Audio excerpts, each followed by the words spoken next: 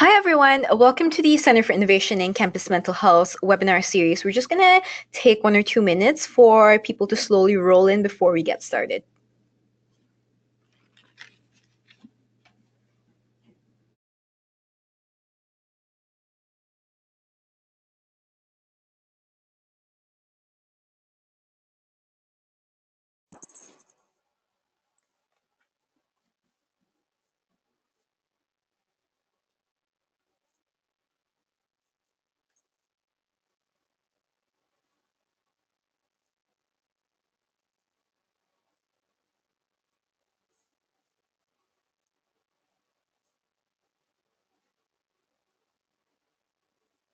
All right. Thank you, everyone, for joining us today. The topic is building strengths-based resilience in students. Just a little bit of housekeeping before we get started. Everyone is in mute only. You're not going to be able to speak while we're on the call, but we will be taking questions at the end of the webinar. So as the webinar is progressing, feel free to type in your questions in the chat box that should be coming up. And we will start taking them up around 1:45. This webinar is being recorded and is going to be made available on our website, which you can see there, campusmentalhealth.ca. If you look under the handout section on your screen, you should also be able to download a PDF of the presentation today. This is also going to be made available on our website. So for those of you who have never signed up for our newsletter, please do so, because this is how we distribute our webinars. This is how you can register for them in the future. And you can do that on our website, campusmentalhealth.ca, or follow us on Twitter, CMH Innovation. There's also going to be a short survey at the end of the webinar, so please take a few minutes to complete it, as the feedback is really valuable for us. Now, I'd just like to introduce myself. My name is Perlin. I am the Research and Knowledge Exchange Coordinator for the Center, and we are joined here today by Tayyab. Thanks for joining us today. Thank you, Perlin. It's my pleasure. So Dr. Tayyab Rashid is a licensed clinical psychologist at the Health and Wellness Center and an associate faculty at the University of Toronto, Scarborough. Dr. Rashid's expertise includes positive psychology interventions and strengths-based resilience, which is the topic for today, and the mental health of young adults in post-secondary settings. He has worked for more than 15 years with young adults experiencing complex mental health issues, including psychosis, trauma, grief, borderline personality disorder, and severe depression. His work has been published in academic journals and has been included in textbooks of psychiatry and psychotherapy. He also chairs the National Group on Campus Mental Health at Caucus, and recently won the Outstanding Practitioner Award from the International Positive Psychology Association. So a very well-decorated person. Tayyab, I'm just going to turn it over to you right now. Thank you, Perlin. Okay. And there you go. Okay. Sorry, Tayyab, you seem to have vanished from the webcam. Do you not want people to see you? Oh, okay. They can see me. Perfect. Okay. Take it away. Okay. So thank you so much, Perlin, for this very generous introduction. I'm one voice which is supported immensely by so many individuals, and it's I will remiss if I do not express my thanks to them. So first of all, thanks to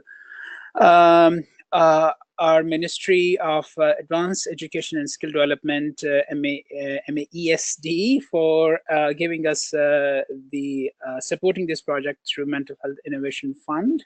I have some incredible and wonderful colleagues at UTSC, Ruth Loudon, Laurie Wright, Laura Boyko, and number of departments: accessibility, academic advancement, and career services, athletics, registrar's office, who have helped me so much. I would also remiss if not to mention my wonderful research associates, Ari Maharaj, Daniel Uley, who helped me so much in this project.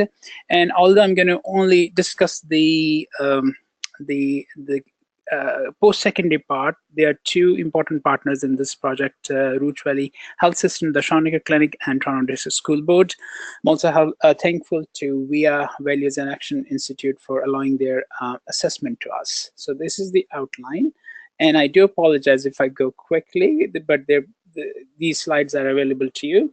A very brief scan of us, how the psychopathology is looking on the horizon of Canadian post-secondary campuses, how we conceptualize the mental health, and are there any alternative models? Why should we be concerned about strength when mental illness is so prevalent, becoming more chronic and more pervasive? Why shouldn't we be focusing all our efforts in making our students less depressed, less anxious, less angry, less ambivalent? Is that possible? Not to look at anything else and just focus our energies on eliminating the negatives.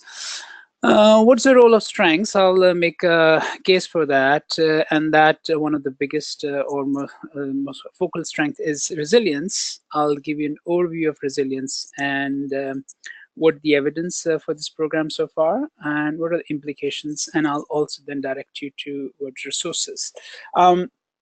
So with that in mind, we run at UTSC two programs, Flourish, which is for all students. It's mostly web-based assessment, followed by our peer program, which is Flourish Ambassadors, and we do some workshops.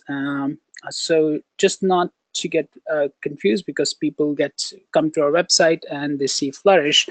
It's assessment followed by peer training and some workshop. But more clinical version for students who are experiencing mental health symptoms, our program is strength-based resilience. It comes with the MHIF fund. We did training with our staff and our community partners, as you can see, UTSC, Schonecker, and TDSP. So just to be clear, today's webinar is on SBR. What's the landscape? So most of you are familiar with ACHA and NACHA survey, and I'm going to bring your attention to Canadian reference group for 2013 and 2016. The percentage of students who are reporting seeing a mental health professional for these specific problems, including ADHD, chronic illness, learning disability, and psychiatric illness. This is the percentage reported by close to 34,000 students in 2013. In 2016, look the percentage. It increased for everything. And these, especially for psychiatric conditions, these are significant increases.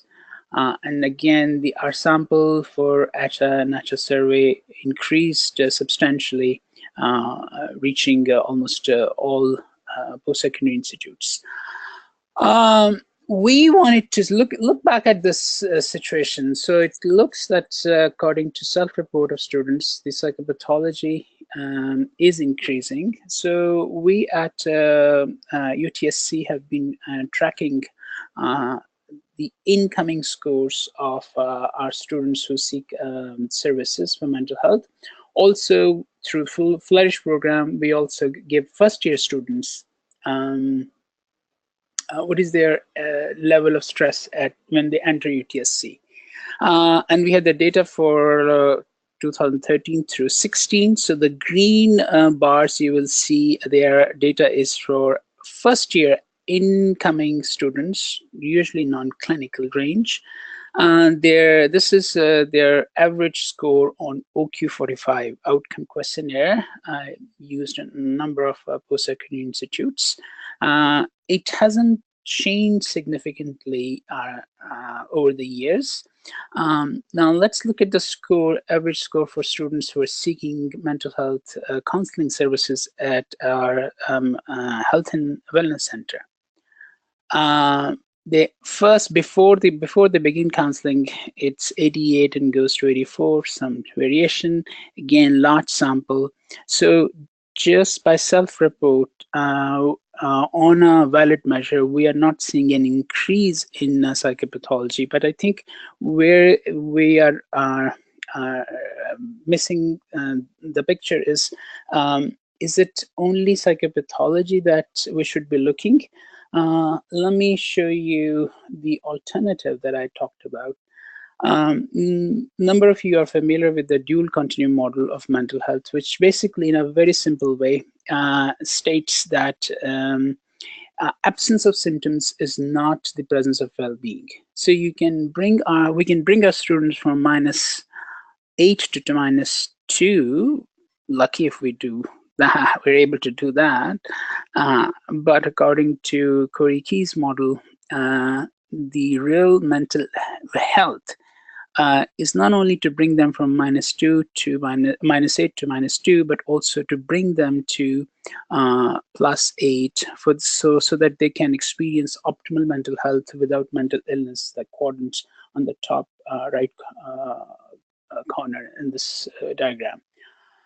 We used Corey Key's model, and for the first year students, we gave them both the stress measure and a well-being measure. Well-being measure is based on Martin Seligman's theory of PERMA, 5 factors, valid measure again. And we have been doing that since 2012, and our numbers are quite substantial. So look at the number of students who are flourishing. By flourishing, let's go back to this. By flourishing, again, optimal mental health, and the way we defined it, your score needs to be on the stress measure, non-clinical range, and on measure of well-being, above average. So those we termed as flourishes. So look at our number of flourishes. 2012, 46. By 2016, 38. Again, let me clarify. These are the first-year students entering our university who report no symptoms and high well-being, low stress, high well-being. Lots of people were in high well-being and high stress. They don't change a lot. Here is the thing that we might be missing in our picture. The languishers. It is 21% in 2012 and went up to 35%. So the popular press, which is reporting the student mental health on campuses, post-secondary campuses, is increasing, has some truth to it, but not just from the lens of psychopathology. I think psychopathology is not budging hugely, but where we are budging is their resilience. Their well-being is declining. As you can see, from 46%, it has gone to 35%. That is just one campus. I should also qualify. We need bigger studies with the diverse campuses to see if this is a real trend across the country. We got our ethics approval for student participating in flourishing and languishing, and also if we could get their swipe data, and this data is based on those who gave us the permission, and to see the swipe data was when they come into health and wellness center, they swipe, so we know the number of visits. When they go to AACC, which is our academic advising, they swipe. When they go to athletics, they swipe. So this was the swipe data, and with all the cautions which our ethics board required, we took care of that and saw for the cohort of 2012 and 13 what is the student services based on their status of either they are languishing or flourishing. So let me recap again. If you entered our university either in flourishing or languishing state, how much student services you will utilize? And for flourishes, so there we have 3 data points: health and wellness, academic advising, and athletics. For flourishing, the average number of visits, this is the number of visits, was 7.02. For languishes, 11%. 11 visits on average. For academic advisement, not a lot of differences, are relatively new, low numbers. And look at the athletics. Flourishers are more likely to exercise, or as indicated by their usage of our recreation facilities on campus. Not a huge difference between moderate and languishers. Again, the bottom line, the point which I'm making here is there is something. People whose students who are resilient or high on well-being, they don't their mental health don't deteriorate. Hence, they do not use services, different student services.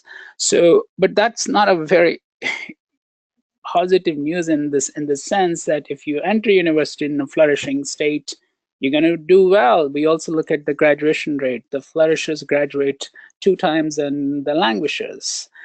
No difference in their grades, by the way.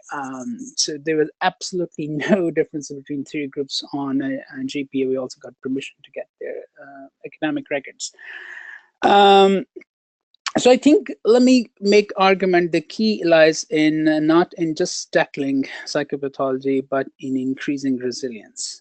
So we looked at our clinical sample and look at and saw some simple bivariate correlations. We gave them Connor-Davidson measure, which is very used widely. The resilience and student engagement were a measure of student engagement. We found students who are high on resilience, they are very high on completing their assignments. They are also high on resilience, academic resilience, if they get a bad grade. They're also very high on motivation. These are substantial correlations in the social sciences. We also looked at if you are high on which strengths you are high on, if you're high on resilience.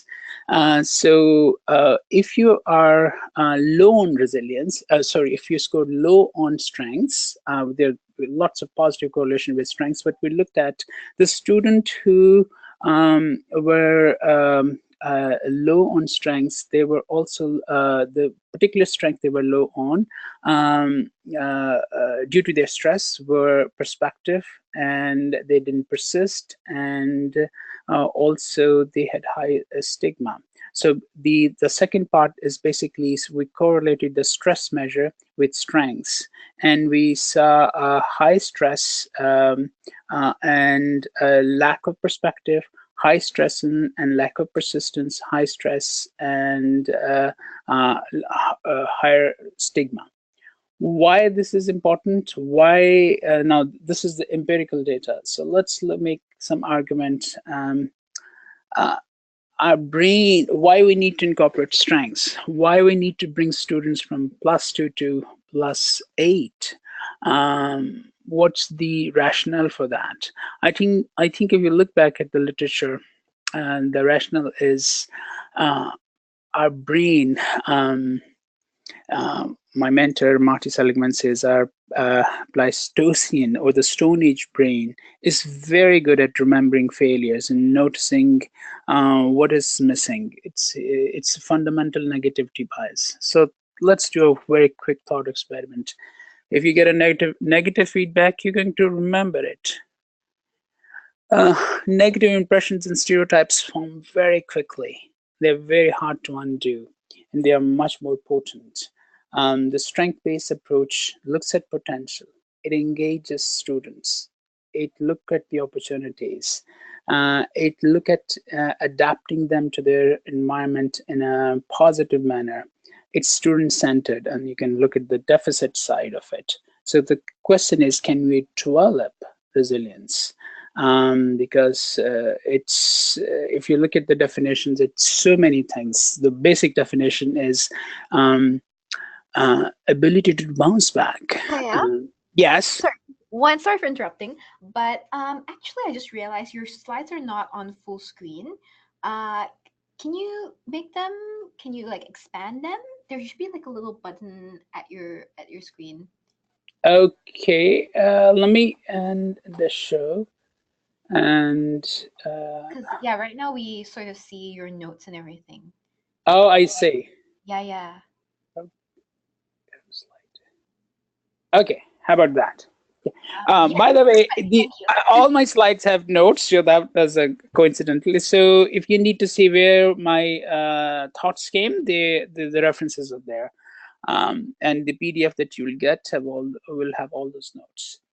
So my background is in positive psychotherapy. That was my postdoc project at University of Pennsylvania with Seligman, and we used it with various conditions, including borderline personality disorder and psychosis. So there's some publications based on one of the studies we found with the PPT when we randomly pitted it against with DBT. We had a very high dropout rate because the students said, well, DBT seems to be more well known and it's going to help my symptoms. But after the first session, lots of people dropped out from PPT because they say, well, I don't know if meaning and strengths are going to be more relevant to me. So we changed the name of our intervention to strength-based resilience. You can see the URL here. Here we start with the story of resilience. Students write a story about when they overcame a challenge. We'll tackle then their how to build a more flexible thinking style that is tapping their strength of open-mindedness, so that we can clear the weeds which keep them looking at the reality in a more elaborate and in a more inclusive way. So once those weeds, thinking weeds are clear, we then ask them to assess their strengths in a very elaborate, in a very comprehensive manner. I'll show you in a minute. And then we teach them ways to put those strengths in action. Our last part of our group is looking at positive relationships and meaning and purpose, which I need to move my. Okay.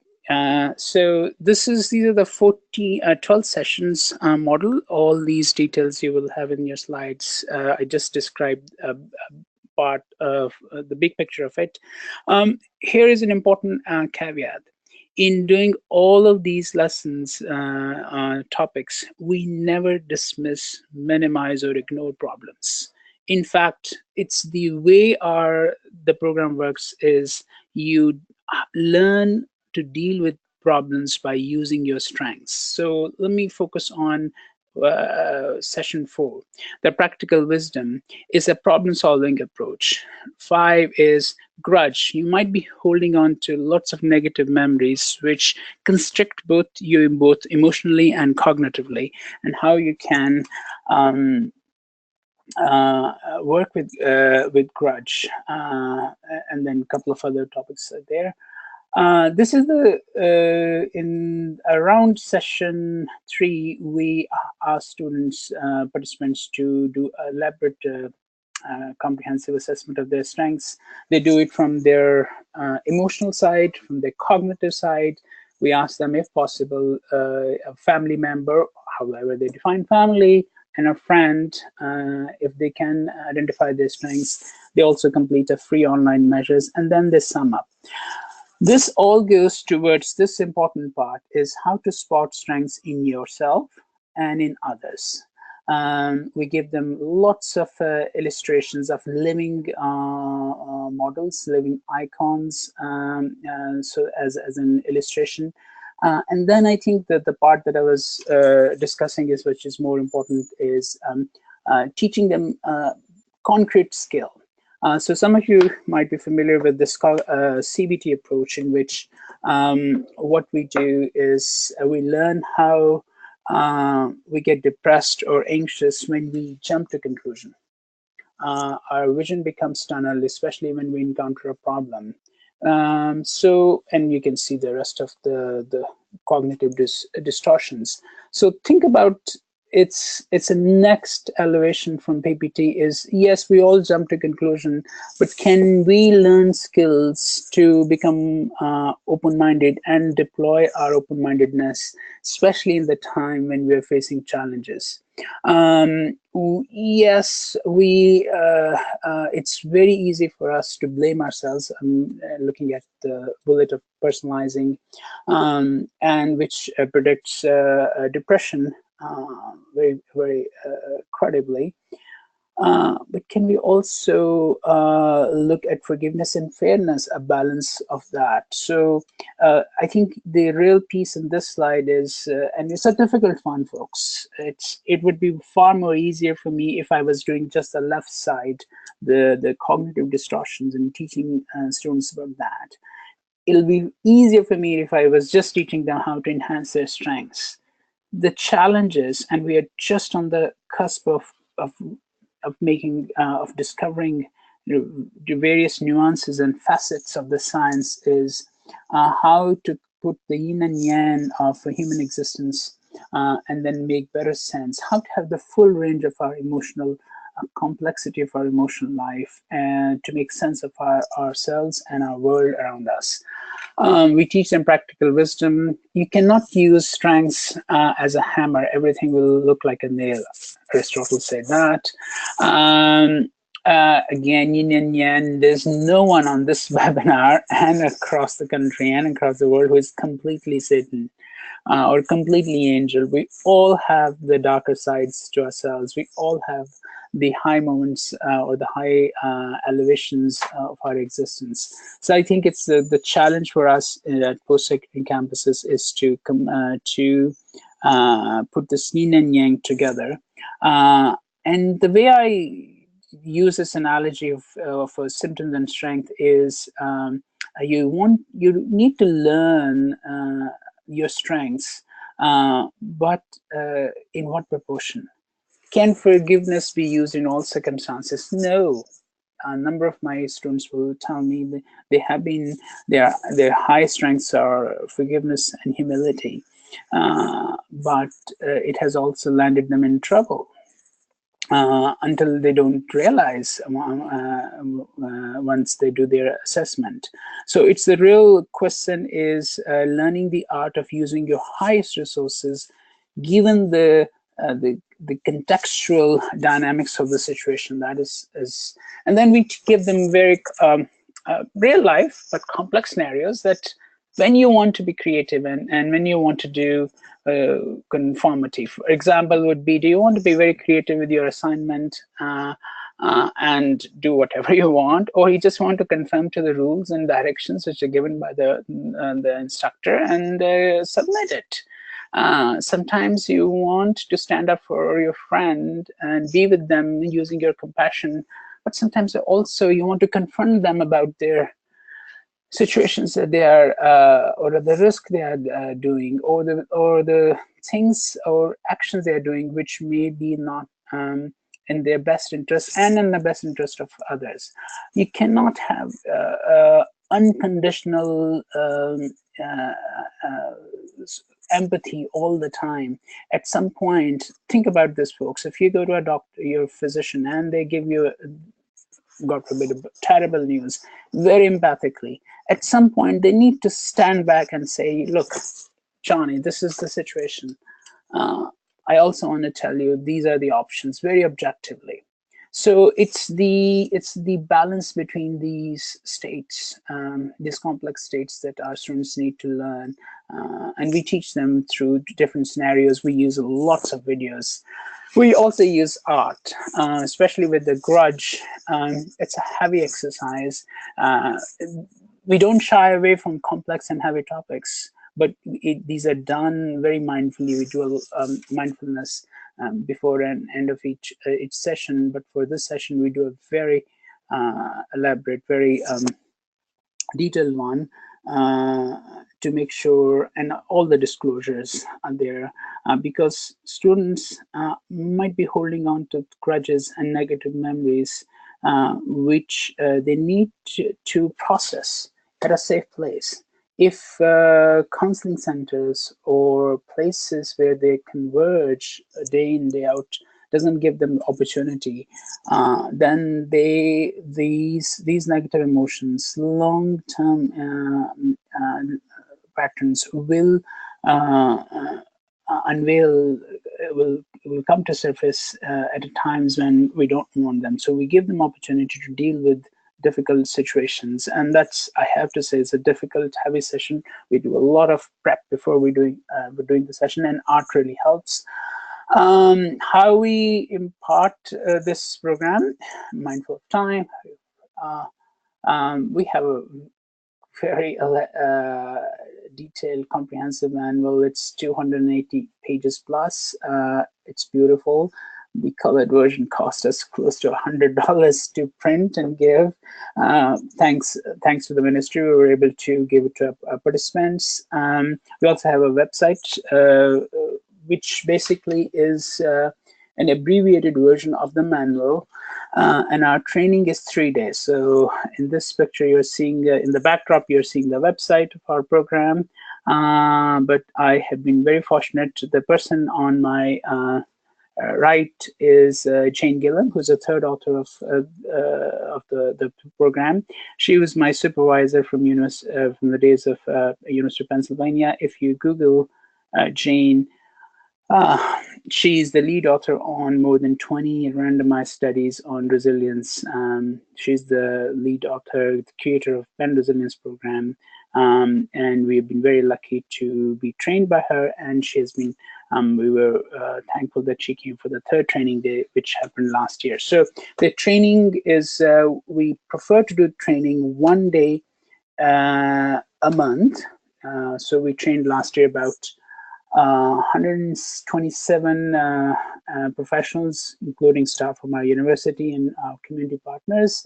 At the end of every session, actually end of every exercise, we collect anonymous feedback, and the feedback is on a 1 to 5 point Likert scale. You see fairly high.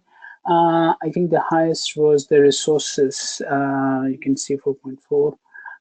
So the website and the manual is very helpful.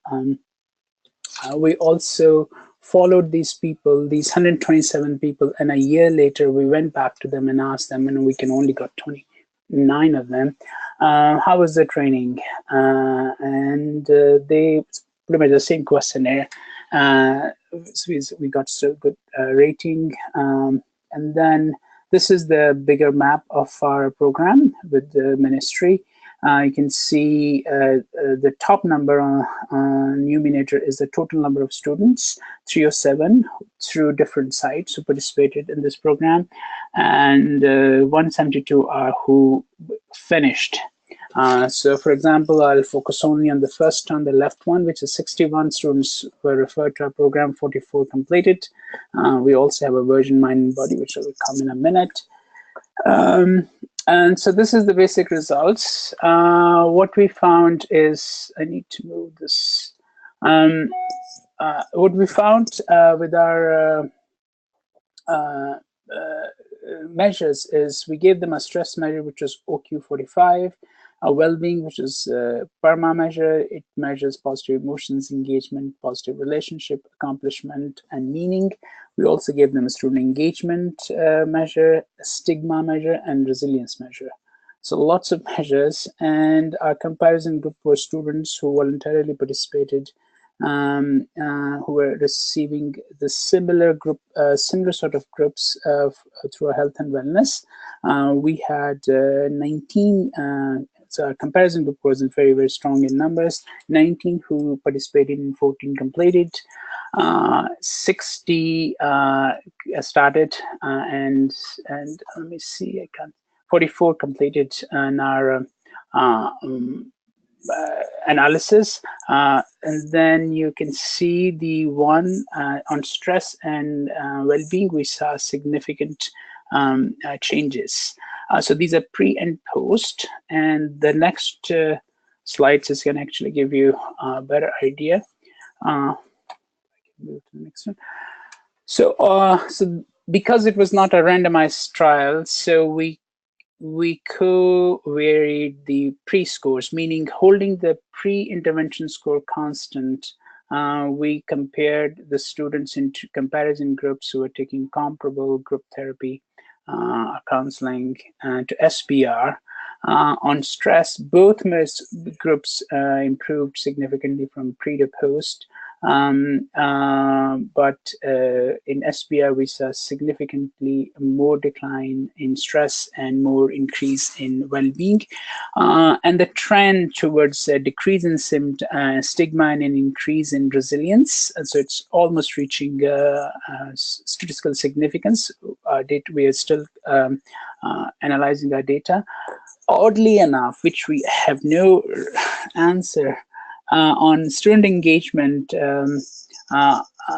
our two groups didn't change from pre to post, and in fact, comparison group did better.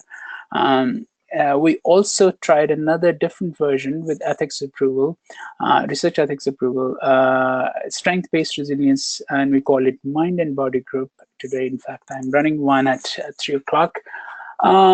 And in this group, we about 30 minutes were given to the psychological skills, which I just described, and the rest were to physical. The group was held at TPASC, which is our Toronto Pan Am Sports Center. And with the permission of our participants, we have some pictures. So they started with exercise, light exercise. They did deep relaxation and mindfulness, and then they engaged in strength-based resilience skills. We gave them clipboards to do the exercise, and then they shared. And our last session for the mind and body was, which is meaning and purpose. We have our rock climbing wall, and they did the rock climbing.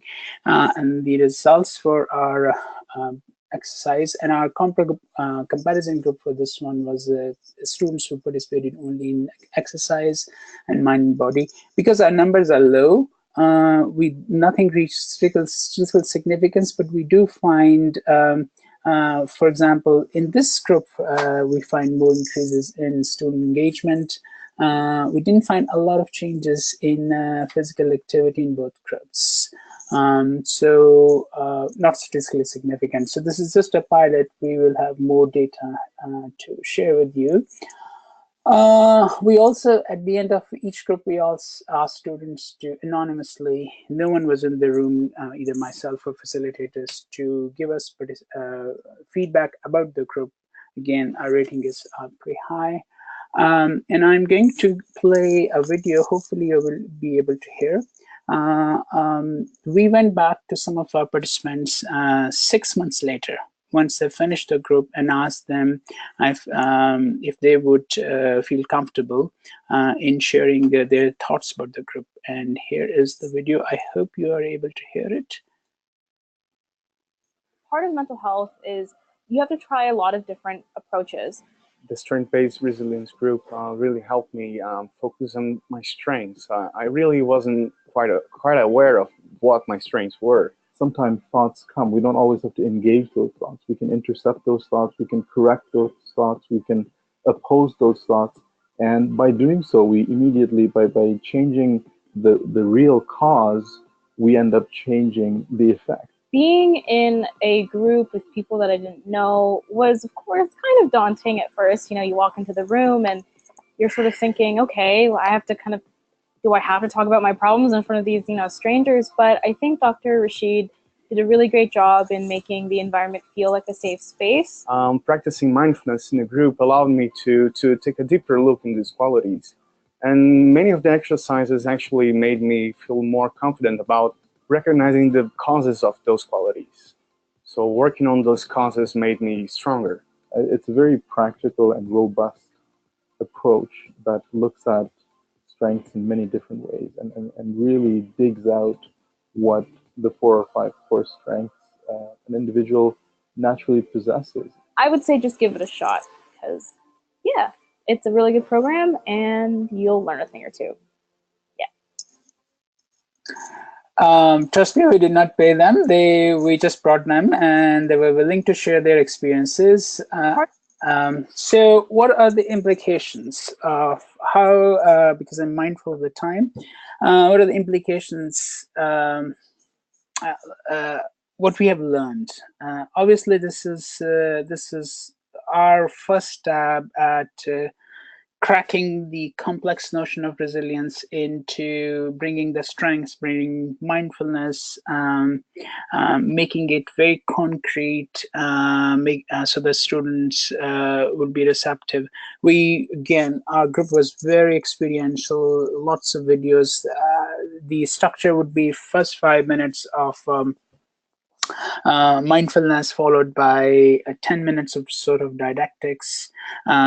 Next 10 minutes, we watch a 5 to 7 minute video and discuss it, and then we practice the skill.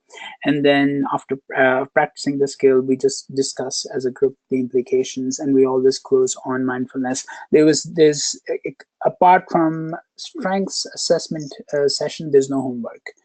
We just got, again, we did a couple of trials, and homework was just have the students, you can come for an hour. We have done it in 1.5 hours and also 1 hour. We both work equally well. You just have to be very efficient with the hour structure.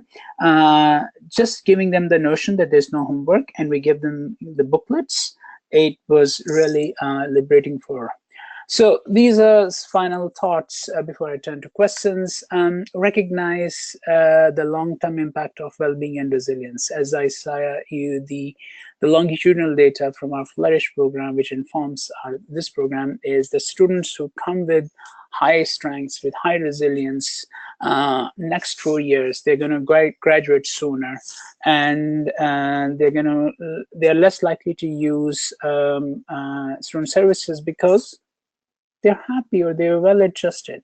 The question is those languishes, but there are lots of students who are languishing. How can we reach them and turn them and attune to their strengths and help them to utilize it so they feel belong to the campus?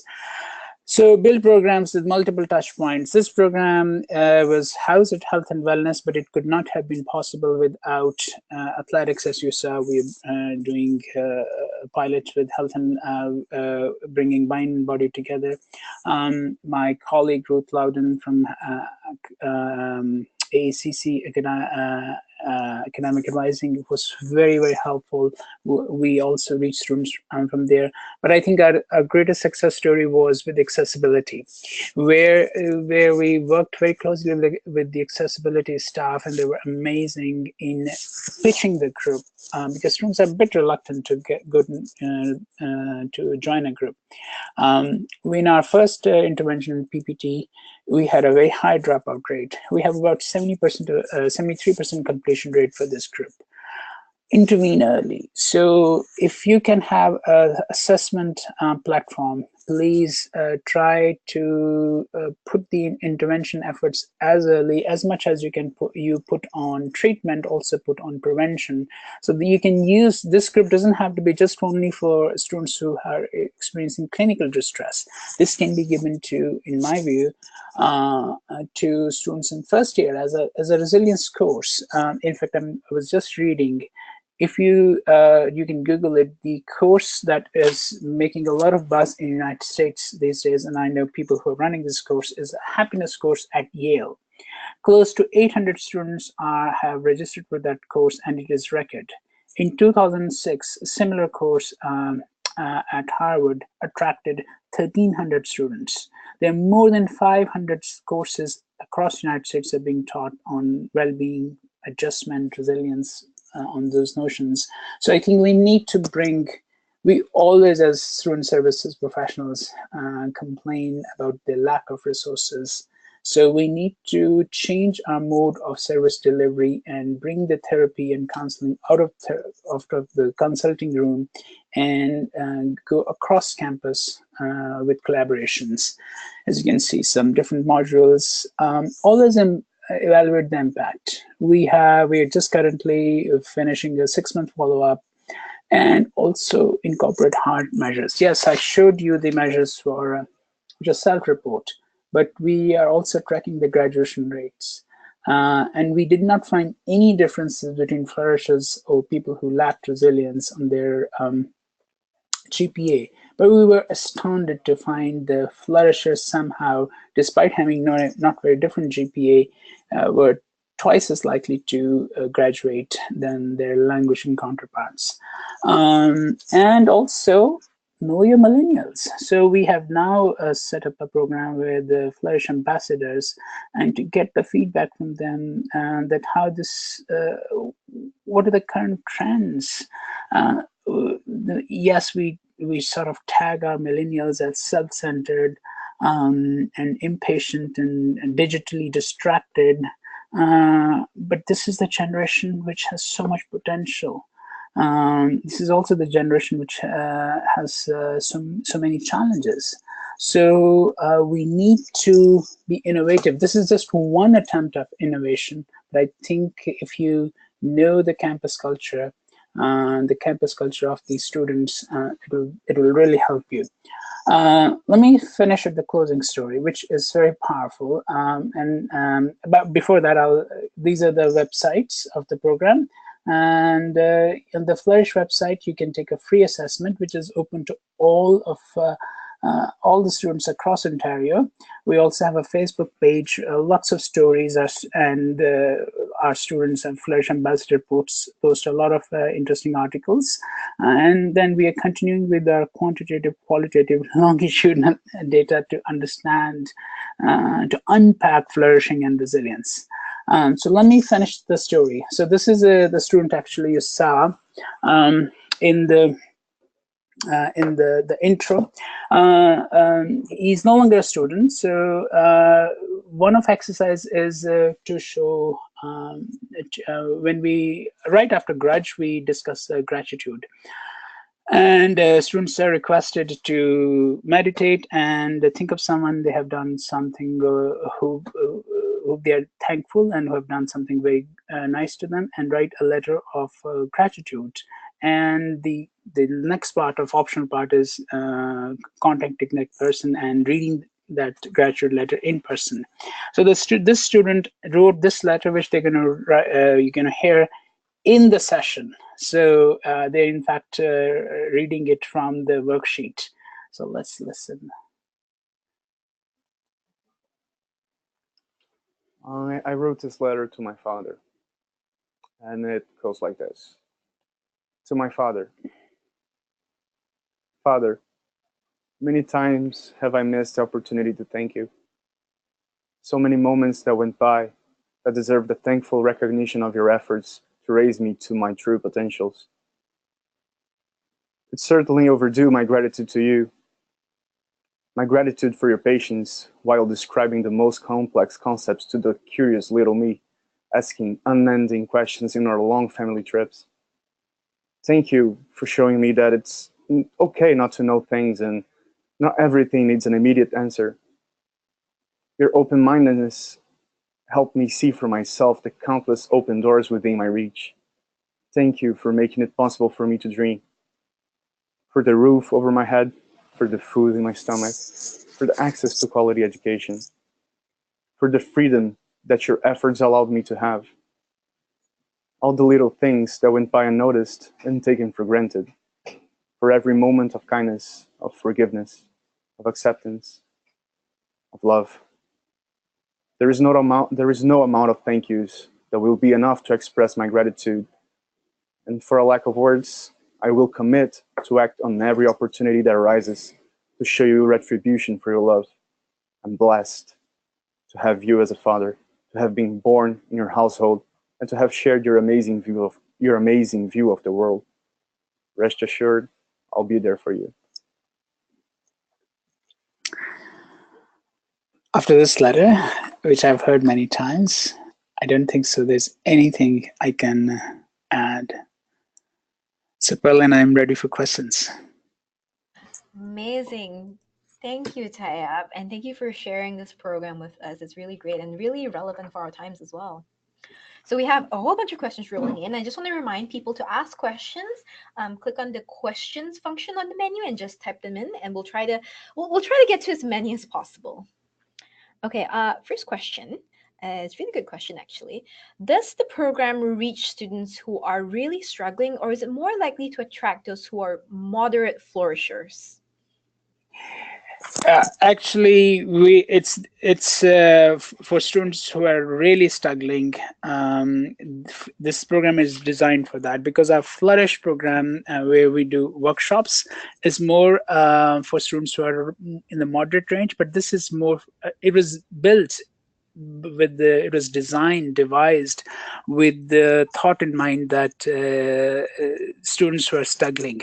But those students, having worked in counseling centers for many years, I think the students who need most are hardest to reach. So one way to reach them is not to appealing to their deficits, giving them assurance that this is a safe place to explore the fullness of you. So if you give this even to students who are struggling, that might be a way for you to get in. The students who are really struggling. Yeah. And so I've actually a few questions on whether this program has been implemented in high school. Well, it hasn't, right? So how would you adapt the program for high schools, elementary schools, like younger students?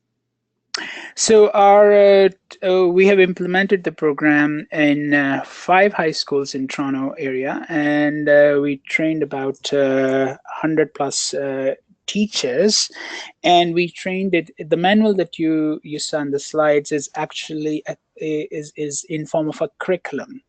So teachers who are willing to teach a mental health curriculum, and they teach it. So far, we have piloted with grade 10 in this grant, and again, we are measuring the same effectiveness in terms of academics as well as stigma, stress, well-being, and student engagement. So yes, it has been there, and we are now seeing some schools wanting to bring it to younger grades, but I'm not too sure if it can be adapted, because it's a bit more cognitively sophisticated program. So grade 10 is a bit when they can understand, they can appreciate, they can cognitively appraise things better. Could you share a bit more about the program ambassadors? They were students? Yes, the Flourish ambassadors often came from students who completed the SPR or participated in our programs, and we have so many requests. We don't have the capacity to take all the students, but if you go to our Facebook page, you will see some of the narrative. Some of the students did a project called Stories and that needs to be shared, stories that need to be told. And these are the stories of how students on post-secondary campuses, not in an earth-shaking way, use their sense of gratitude. So they first go through some training, full day training, and then they are pretty much, we give them everything to be creative. This is innovative, how you want to tap on to your strengths and the strengths of your peers. Thank you. Next question. If we want to be trained in SBR so that we can run a group for youth at our mental health agency, how do we go about this? Please send an email to me, and then I'll discuss it with my colleagues here at UTSC and see. Obviously, I do counseling for 4 days, and I cannot do a lot of training, but we're also thinking how can we make it more accessible with a hybrid model by training some in-person training, but transferring it a lot online. Although I do think there's no substitute to in-person training. Mm-hmm. And what kind of training and qualifications are required for the facilitators? By facilitators, if you mean by those who run the program, just imagine if you are a high school student, a teacher teaching grade 10, and you are willing to teach it. That's what it is. Passion. Passion is the only requirement. You just need to learn some skills, how to tap onto your own strengths and how to spot strengths of others, and how then to tie the time that you spend in negativity. What are some small little everyday things that you can do to tap into into your own positivity? Thank you. And have any of these materials been like, or the training itself been translated into any other languages, French, for example?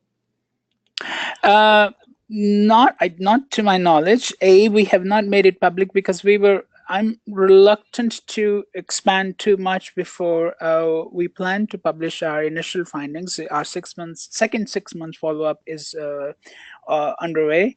So I believe I'm a very hardcore believer that if there's no evidence, for me to do this program is unethical. So far the signs are pretty promising.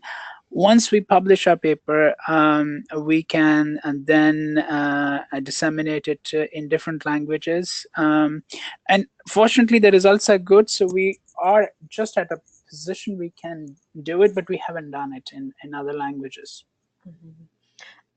If you were to translate it into other languages, like, are there priority areas? Like, are you going to translate it into French first and then so on and so forth, or? Obviously, as a Canadian, as a proud Canadian, French is our national language. Obviously, French will take priority. Sounds good. Someone is asking, why do you think that the languishers were more likely to use the exercise facilities on campus? This is interesting because I assume that languishers would be more likely to have lower levels of motivation and self-confidence. Yes, it's a good question. We had thought about that because languishes were not too. Their average is around 14, and the flourishes is around 15 per visit. I think it's a coping mechanism for those who are going, because sometimes the mental health, engaging in counseling is not an easy job, folks. That's why let me go back to my first assumption that we need different models of therapeutic reach to our students. One-on-one counseling is one, but there can be many ways. So I think the languishers found going to exercise as one way, because it stimulates the body, and also if they are really into it, then they are able to positively or adaptively distract their brains from their minds from distressing thoughts. That's just my hypothesis. I may be completely off base. That makes sense. How big were the student groups, and how did you recruit participants? Excellent question. I didn't have the time to go through all these details. I am very, very thankful to my colleagues at Health and Wellness Center. They referred the students. And then, as I explained, we had almost couple of meetings ahead of time with the accessibility. So students go to accessibility services because they need accommodations and support. So once they are there, these accessibility staff say, hey, this is a group, it might be very helpful. So that's very different from getting a flyer or seeing a flyer. So a human being is recommending this. So I think that was a success story. It didn't work as successfully with these students in academic advising. We also had some more success at athletics. We put flyers. Our mind and body group, we didn't need them to be referred by a counselor. So back to the point is, you need to diversify your ways to bring the students in. Okay, last question, because we're just about to wrap up. With the model of this program in mind, is there a way to provide some of the material in an open or flexible drop-in structure, or do you feel that the model works best as a structured closed group?